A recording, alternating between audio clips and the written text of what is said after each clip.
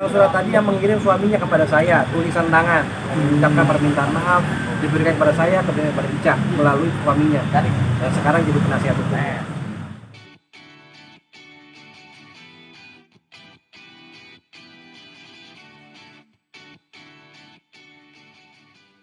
Medina Zain, yang dimana dia melihat langsung bahwa saya tidak ada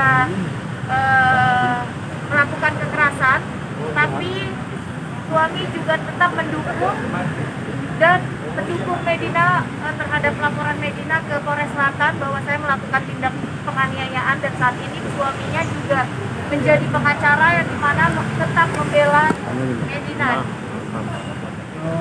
Itu yang saya agak habis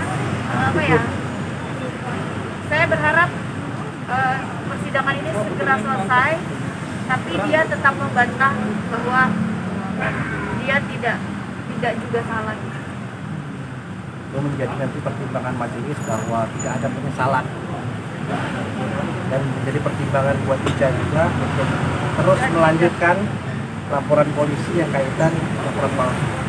Mudah-mudahan cepat juga tersangka, karena sampai saat ini masih dalam proses. Saya akan nanti bicara penyidik untuk bisa meningkatkan statusnya agar dipastikan.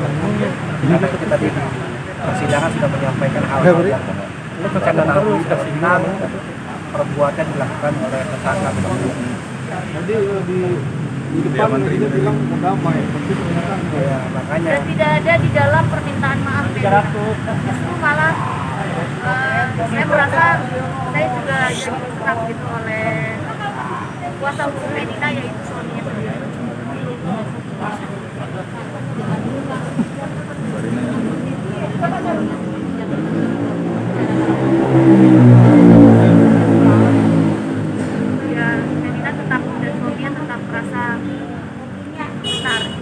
Nanti kan kita lihat bagaimana hasil putusan pengadilan.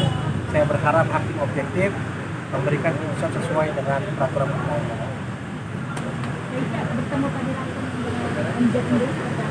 Awalnya pertama saya melihat Medina, jujur saya kasihan ya. Jujur saya kasihan, mungkin saya masih bisa meringankan, tapi dengan adanya saya dicecer dengan pertanyaan-pertanyaan dari pengacaranya yang merasa saya dibilang saya tidak jujur, tapi saya malah bisa menjawab semua pertanyaan dari pengacaranya, dan saya malah merasa Medina yang tidak jujur terhadap pengacara dia yang beberapa itu. Melihat raut muka MJ sendiri tadi. Ya seperti yang tadi saya bilang, pertama saya kasihan, setelah ini saya malah lebih mau membuktikan bahwa ya apa yang saya katakan itu benar adanya.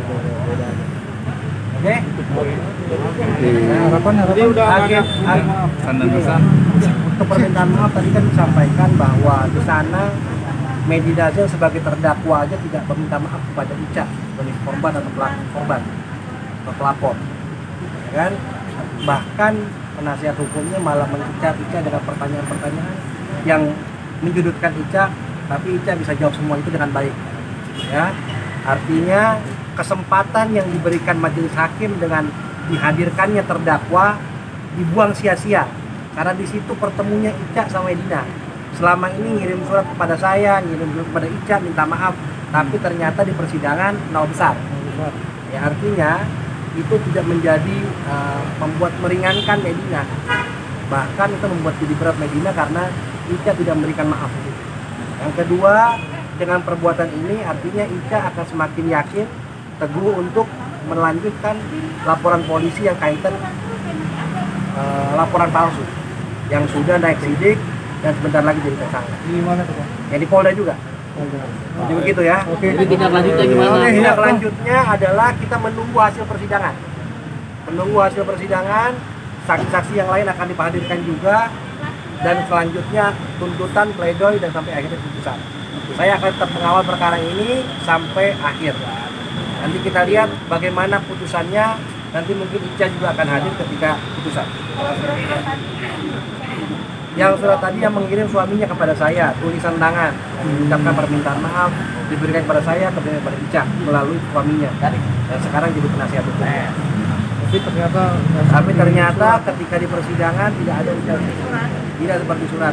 Dan ya menjadi suaminya yang dimana sebagai saksi, yaitu yang saya sedihkan, dia jelas-jelas melihat bahwa tidak ada saya melakukan kekerasan, tapi dia tetap mensupport istrinya untuk melaporkan saya. Setelah itu malah dia masih malah jadi pengacaranya gitu, yang jadinya berlawanan dengan saya, yang menyudutkan saya. Kontak Dikirim satu kali ke saya, satu kali ke Ica. Isinya beda-beda, yang kepada saya, ke Ica, kepada Ica. Udah selanjutnya. Yuk. Ya pikir kan saya sudah sampaikan kepada Ica bahwa hari ini sidangnya kan akan dinyatakan offline, artinya ada media, mungkin ada permintaan maaf.